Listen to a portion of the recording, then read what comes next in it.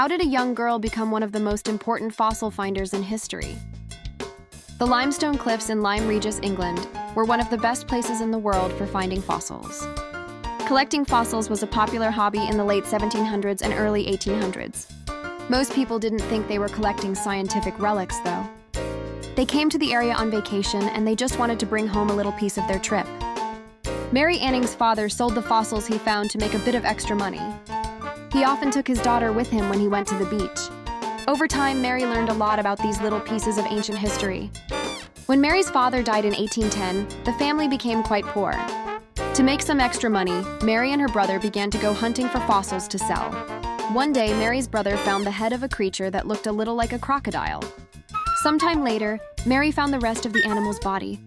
This turned out to be an important discovery.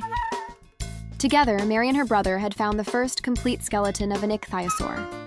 Only parts of the animal had ever been found before. Mary, who was only 12 years old, had made history. Mary spent her entire life in Lyme Regis. She sold many of the fossils she found. She donated others to museums. Her most important find was a plesiosaur in 1821. It was a species that no one had ever seen before.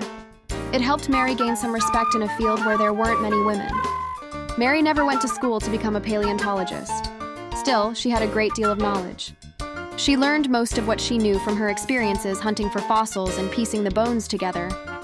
She could even make sketches of what the animals had probably looked like. Mary was a talented scientist, not just a hunter of fossils. The extraordinary thing in this young woman, Mary Anning, is that she had made herself so thoroughly acquainted with the science that the moment she finds any bones, she knows to what tribe they belong.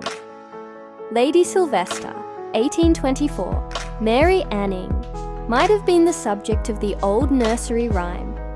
She sells seashells by the seashore. When she was a baby, Mary survived a lightning strike that killed 3 people. As a result, it was said that she would have an unusual life. And here are a few useful words from today's story. Fossil, a print or remain of an ancient animal that has been preserved in rock. Relic, a trace of something left behind. Ichthyosaur, a prehistoric marine reptile that looked something like a dolphin. Plesiosaur, a large prehistoric reptile that had flippers, a long neck, and a short tail. Paleontologist, a scientist who uses fossils to study ancient life.